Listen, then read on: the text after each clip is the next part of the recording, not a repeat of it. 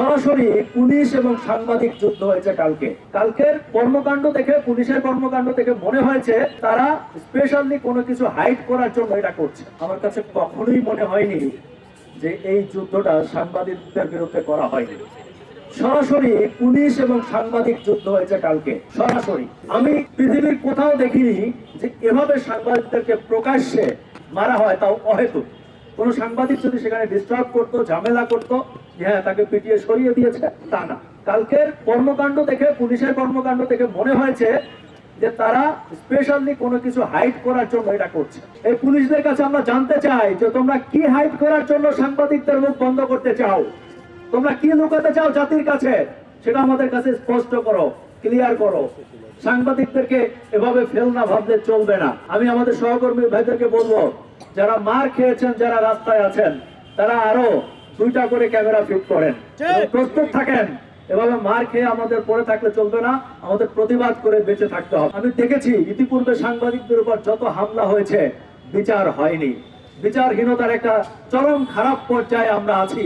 আর তাই তো আমি মাঝে মাঝে আফসোস করে বলি যে এই দেশে কোনোদিন ভালো সাংবাদিক পয়দা হবে না।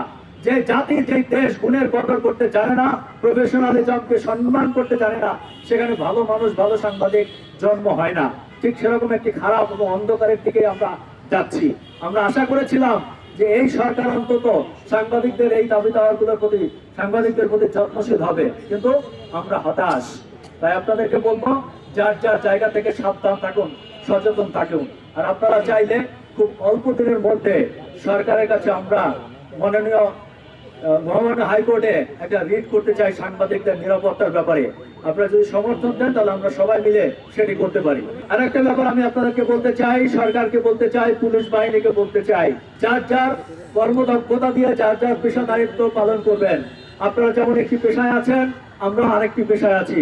সামনে কয়েকদিন পরে নির্বাচনের আগে খোদ ঢাকা শহরের প্রাণ কেন্দ্রে যদি এই অবস্থা হয়, তাহলে সারা বাংলাদেশে যে সাংবাদিকরা আছে তারা কয়েকদিন পরে কি পরিমাণ মাইকটা খাইতে পারে একটা চিন্তা করে দেখেন তো।